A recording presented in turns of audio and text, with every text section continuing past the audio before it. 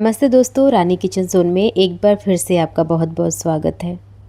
मैं फिर से हाजिर हूँ कुछ ऐसे टिप्स एंड ट्रिक्स लेकर के जो ना सिर्फ आपका काम आसान करेंगे बल्कि आपका टाइम और पैसा दोनों की बचत करने वाले हैं।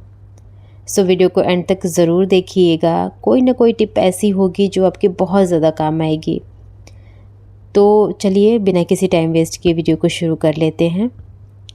देखिए, हम जब भी अपना क्लोसेट खोलते हैं ना तो वहाँ से एक बहुत दबी दबी सी आवाज़ आती है कि हमें अभी मत फेंकना, हम अभी भी काम में आएंगे। बस ये वही वाले कपड़े हैं। ये टी शर्ट है, ये बहुत ही अच्छा है, इसका फैब्रिक कॉटन का है, तो मुझे इसे फेंकने का बिल्कुल मन नहीं कर रहा। तो मैंने सोचा कि चलो इसको रीयूज़ कर लिया जाए और आपके साथ शेयर भी कर दिया जाए। तो यहाँ पे मैंने इसको कट कर लिया है, मीन्स जितने भी इसकी सिलाई वाले पार्ट्स हैं उसको मैं काट के अलग कर दूँगी। और जो इसका बीच वाला पार्ट है ना, जो बिल्कुल स्मूथ सा है, हम उसी को यूज़ करेंगे। तो देखिए, ये जो कॉटन के कपड़े होते हैं ना बहुत अच्छे होते हैं। कॉटन के कपड़े मल्टीपल तरीके से हम यूज़ में ले आते हैं। इस तरीके से हमने इसकी स्ट्राइप कट कर ली है, क्योंकि हमें थोड़े छोटे ही कपड़े चाहिए यहाँ पे। तो इस तरीके से काट करके इतने सारे पीसेस हमने रेडी कर लिए हैं। अब एक ये जो फाइबर वाली बॉल होती है ना, उसके अंदर हमने पानी डाला। पानी के साथ ही सिरका डाला, तो सिरका भी अच्छी क्वांटिटी में जाएगा। मतलब 1 कप अगर आप पानी डाल रहे हैं तो आधा कप के आसपास इसमें विनेगर मतलब वाइट सिरका ज़रूर जाएगा। साथ ही हमने इसके अंदर ग्लिसरीन डाला है, जो कि बहुत ही ज़्यादा हाइड्रेटेड होता है। ये नमी को अच्छी तरीके से लॉक करके रखता है, तो जब भी आप इसका इस्तेमाल करेंगे ना, आपके हाथों में बिल्कुल भी ड्राइनेस नहीं होगी। अब यहाँ पे मैंने एसेंशियल ऑयल डाल दिया है। जो भी आपका फेवरेट एसेंशियल ऑयल हो ना, उसकी 3-4 ड्रॉप्स इसके अंदर डाल दीजिएगा। इससे बहुत ही अच्छी खुशबू आएगी। अब इसके अंदर हमने कुछ और चीज़ें डाली हैं, जो कि है इस तरीके का हैंड वॉश। आप विम लिक्विड जेल भी इसके अंदर डाल सकते हैं। अब इन सारी चीज़ों को अच्छी तरीके से मिक्स करना है, और मिक्स करने के बाद जितने भी हमने ये पीसेस कट किए थे ना, उनको एक एक करके इसके अंदर डिप करते जाना है। ये इतने सारे हैं कि जितना भी सॉल्यूशन है ना, अच्छी तरीके से ये सोख लेगा। और बस हमारा ये जो क्लीनिंग वाला मटेरियल है, ये बन करके बिल्कुल तैयार है। आप इसको मल्टीपल जगहों को क्लीन करने के लिए इस्तेमाल में ले सकते हैं। तो यहाँ पे देखिए, बहुत ज़्यादा इसके अंदर पानी नहीं है। हल्का सा मैंने एक कपड़ा लिया, निचोड़ा, और बस जहाँ भी आपको क्लीनिंग करनी है, लाइक यहाँ पे मैंने अपना काउंटर टॉप साफ़ किया है। इसके साथ ही आप पूजा वाला अपना रूम भी साफ़ कर सकते हैं, पूजा का मंदिर भी साफ़ कर सकते हैं। यहाँ पे मैं अपना गैस स्टोव भी साफ़ कर रही हूँ। मतलब ये हर जगह की क्लीनिंग करेगा। इसके अंदर इतनी पावरफुल चीज़ें पड़ी हुई हैं कि जितनी भी चिकनाई होगी, दाग धब्बे होंगे, सबको बहुत अच्छी तरीके से साफ़ कर देगा। आप खुद देख सकते हैं, चिकनाई का सी भी नहीं है इसके अंदर।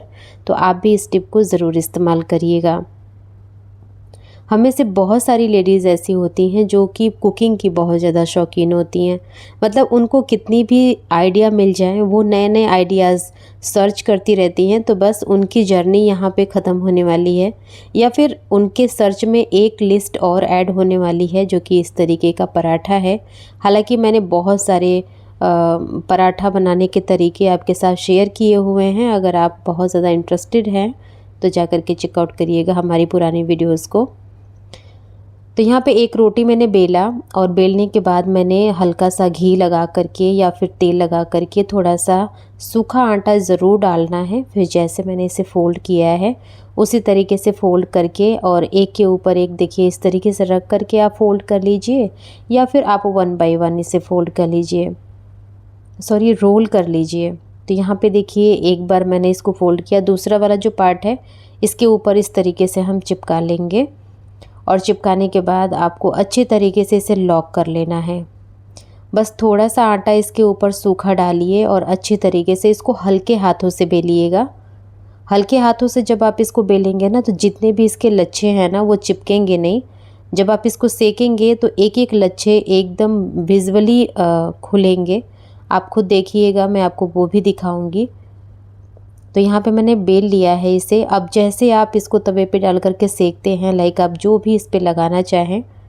मैं तो इस तरीके के पराठे मोस्टली घी में ही सेकती हूँ, क्योंकि घी से क्रंच ऐड होता है और टेस्ट में भी बहुत ज़्यादा अच्छा लगता है, साथ के साथ आपकी सेहत के लिए भी अच्छा होता है। तो यहाँ पे मैंने घी डाल करके अच्छी तरीके से इसको प्रेस कर करके सेका है। प्रेस करने से जितनी भी लेयर्स हैं ना वो खुल जाएंगी। लच्छा पराठा बहुत इजी है, ये वाला तरीका ज़रूर ट्राई करके देखिएगा, आपको बहुत पसंद आएगा। अब बढ़ते हैं अपनी नेक्स्ट टिप के तरफ। कई बार हमारे पास ना इस तरीके के चेरी टोमेटोज़ आ जाते हैं। लाइक हमने भी इसको हमने ब्लिंकिट से ऑर्डर किया था, बट ध्यान नहीं दिया तो ये जो बिग टमाटर होते हैं उसके जगह पे ये छोटे वाले टमाटर आ गए। अब इनको एक एक करके काटना बड़ा मुश्किल होता है। पीसने के लिए तो ये ठीक होता है, लेकिन अगर आप काट करके यूज़ करना चाहें ना तो थोड़ा मुश्किल होता है, मतलब टाइम कंज्यूमिंग होता है। तो यहाँ पे देखिए मैंने एक ढक्कन में इसको रख लिया और दूसरा ढक्कन इसके ऊपर रख करके धीरे धीरे आपको ना ये जो दांत वाले चाकू होते हैं ना उसका इस्तेमाल करना है। आप इसके ऊपर धीरे धीरे रगड़ेंगे ना, आप देखेंगे बहुत अच्छी तरीके से ये सारे टमाटोज़ आराम से कट जाते हैं। आपको एक एक करके इसे काटने की ज़रूरत बिल्कुल भी नहीं है। अब जो कहीं कहीं बच रहे होंगे उनको इस तरीके से आप सेपरेट कर लीजिएगा। तो इस तरीके से चेरी टमाटोज़ ढेर सारे आप काट करके एक साथ रेडी कर पाएंगे। देख लेते हैं अगली टिप। देखिए अगर आप स्पेक्स लगाते हैं ना तो ये प्रॉब्लम ज़रूर आपने फेस की होगी। चश्मा लगाओ और अगर वो गंदा रहे ना तो बहुत ज़्यादा इरिटेशन होती है। तो ये चश्मा मेरा ही है और यहाँ पे ना बहुत ज़्यादा गंदा हो गया है। कई बार ना हम भूल जाते हैं इसको डीप क्लीन करना। तो आप इसको वंस अ वीक एक बार ज़रूर इस तरीके से क्लीन करिएगा। यहाँ पे मैंने एक बोल में हल्का सा गुनगुना पानी ले लिया है, उसके अंदर थोड़ा सा सोप डाल देना है, या फिर आप लिक्विड कोई भी डिटर्जेंट हो तो डाल सकते हैं, हैंड वॉश भी डाल सकते हैं। अब अपना चश्मा इसके अंदर रख करके धीरे धीरे बहुत ही स्मूथ हाथों से हल्का हल्का रगड़ना है। अब देखिए ये अच्छी तरीके से क्लीन हो गया है और इसके ऊपर थोड़े बहुत वाटर के ड्रॉप्स हैं, तो आप टिश्यू पेपर ले लीजिए और उससे ना डैप करके ये पानी सुखा लीजिए। आपको डिफरेंस मैं अभी दिखाऊंगी, बहुत अच्छी तरीके से क्लीन होता है। तो मैं हफ्ते में एक बार ये वाला जो मेथड है ना इसको मैं ट्राई कर लेती हूँ। इससे पूरे हफ्ते आपके स्पेक्स पे बिल्कुल भी दाग धब्बे या फिर स्क्रैचेस वगैरह नहीं पड़ते हैं और आपकी विजिबिलिटी एकदम क्लियर होती है। अब बढ़ते हैं अपनी नेक्स्ट टिप के तरफ। तो यहाँ पे देखिए मेरे पास ये टिश्यू पेपर है, ये स्क्वायर वाले हैं। वैसे तो मैं जो लंबे वाले होते हैं ना टिश्यू पेपर में उसका भी इस्तेमाल करती हूँ, बट इस तरीके के जो होते हैं ना इनके लिए एक बहुत ही प्यारा सा ऑर्गेनाइज़र बताऊँगी। वैसे तो मार्केट में बहुत सारे ऑर्गेनाइज़र अवेलेबल हैं, बट उनको ख़रीदने के लिए तो पैसा लगेगा ना। आप पैसा नहीं लगाना चाहते हैं, घर में पड़ी हुई चीज़ों को रीयूज़ करके ये ऑर्गेनाइज़र बनाना चाहते हैं, तो इस तरीके के जो आइसक्रीम के डब्बे होते हैं ना ये सबसे ज़्यादा बेस्ट होते हैं। इन समर में इजीली अवेलेबल भी हो जाते हैं क्योंकि हम सबको आइसक्रीम खाना बहुत पसंद होता है। और इस तरीके के डब्बे अगर आप परचेज़ करके ले आए ना, डब्बा बिल्कुल मत फेंकिएगा। आप ऐसा ऑर्गेनाइज़र बना सकते हैं या फिर मल्टीपल तरीके के ऑर्गेनाइज़र बन जाते हैं। ये काफ़ी स्टडी होते हैं, मजबूत होते हैं, तो ये काफ़ी लंबे टाइम तक चल भी जाते हैं। अब यहाँ पे देखिए एक पॉलीथीन ले लिया है मैंने और ये कलरफुल पॉलीथीन है। अगर आपके पास वाइट है तो वाइट भी इस्तेमाल कर सकते हैं। अब यहाँ पे आपको ना एक बैंगल की ज़रूरत होगी, तो देखिए जो मैंने बैंगल पहना था वही मैं इसके अंदर लगा करके आपको दिखा रही हूँ। ये जो ऊपर का लेफ़्ट ओवर पार्ट है ना इसको इस तरीके से नीचे के साइड में टक इन करना है। तो आप यहाँ पे रबड़ बैंड लगा सकते हैं, उससे भी अच्छे से ये सिक्योर हो जाता है। और कवर कर देते हैं इसको हम पॉलीथीन से, तो सबसे अच्छी बात कि ये पता नहीं लगता कि ये आइसक्रीम का डब्बा है। और इस तरीके से जितनी भी टिश्यू पेपर है ना बहुत आराम से निकलते हैं और खूबसूरत भी लगते हैं। तो हो गया ना आपके डब्बे का रीयूज़। कैसी लगी ये टिप ज़रूर बताइएगा, और पसंद आती है तो बना के भी रखिएगा अपने घर में। बढ़ते हैं अपनी नेक्स्ट टिप की तरफ। हम सबके पास ना इस तरीके से बैंगल्स बहुत सारी पड़ी होती हैं, कुछ कुछ तो नई भी होती हैं, कुछ पुरानी हो जाती हैं। तो फिर भी हमारे यहाँ का रिवाज है कि जितनी भी सुहाग की चीज़ें होती हैं ना हम उसे नहीं फेंकते। तो देखिए अगर आपके पास इस तरीके की बैंगल्स पड़ी हुई हैं तो उनका एक छोटा सा ऑर्गेनाइज़र बन सकता है, क्योंकि हमारे पास इतनी सारी चीज़ें अवेलेबल होती हैं जिनके लिए ऑर्गेनाइज़र परचेज़ करने जाएंगे तो पैसा तो लगेगा ही लगेगा, घर में जगह नहीं बचेगी, ऑर्गेनाइज़र ही ऑर्गेनाइज़र दिखेंगे।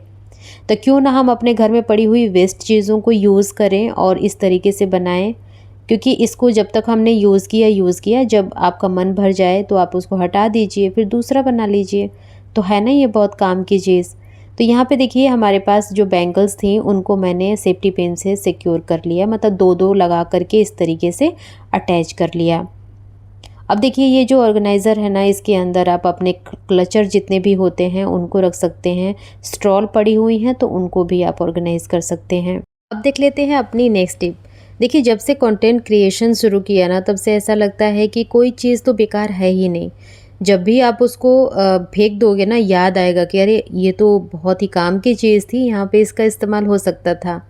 ऐसे देखिए मेरे पास ना ये पैंटी का बॉक्स है, जो कि इसके अंदर ना ड्रॉर्स लगे हैं। मुझे लगा कि ये बहुत अच्छी चीज़ है और ये बहुत काम की है, तो इसको मैंने रीयूज़ किया। अच्छा देखिए, इसको रीयूज़ करने से पहले इसके ऊपर मैंने डबल साइडेड टेप लगा दिया और 2 लगाया है, ताकि अच्छी तरीके से ये चिपक जाए और बिल्कुल भी ये निकले नहीं। बताती हूँ कि इसको कैसे इस्तेमाल करना है। हमारे बच्चों के जो स्टडी टेबल होते हैं ना, वहाँ पे आप कितने भी डब्बे रख लीजिए, बच्चों को तो कम ही होता है। तो इस तरीके से मैंने इसको टेबल के नीचे चिपका दिया, चूँकि ये बिल्कुल थोड़ा सा क्रिएटिव है, अच्छा लग रहा है, तो बच्चों को यूज़ करने में इसे आसानी होगी और वो इसको इंटरेस्ट के साथ यूज़ भी करेंगे। तो देखिए ये इस तरीके से ड्रॉर्स हैं जो कि निकलते हैं। आप जितने भी बच्चों की पेंसिल या फिर कलर्स वगैरह शार्प करते हैं, इसके अंदर आप डाल सकते हैं। और जब भी ये फिल हो जाए, इसको निकाल करके और आप इसको डस्टबिन में डाल दीजिए। तो है ना ये कमाल की चीज़। बढ़ते हैं अपनी नेक्स्ट टिप की तरफ। यहाँ पे मेरे पास एक बहुत ही छोटा सा ज़िप-लॉक बैग है, जो कि बहुत ज़्यादा काम का है। आपके पास अगर है तो इस तरीके से इसे फ़ोल्ड करिएगा, मतलब इसका बॉटम जो है ना वहाँ पे फ़ोल्ड करना है और एक बहुत ही छोटा सा कट लगाना है। तो देखिए मैंने इसे काट दिया है और कुछ ये इस तरीके का दिखने लगा।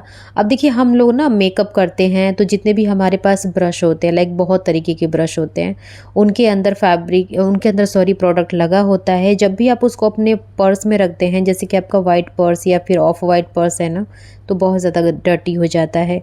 तो इस तरीके से अपने जितने भी ब्रशेज़ हैं ना, मतलब मेकअप ब्रश, उनको इस ज़िप-लॉक बैग के अंदर डाल के रखिए। आपका बैग बिल्कुल भी गंदा नहीं होगा और देखने में ये बहुत ज़्यादा खूबसूरत लगेगा। सो ये थी आज की वीडियो। अगर आपको अच्छी लगी है तो लाइक करिएगा, शेयर करिएगा और चैनल को सब्सक्राइब करना बिल्कुल मत भूलिएगा। आज के लिए इतना ही। मिलूँगी मैं नेक्स्ट वीडियो में नेक्स्ट टॉपिक के साथ। तब तक के लिए बाय बाय।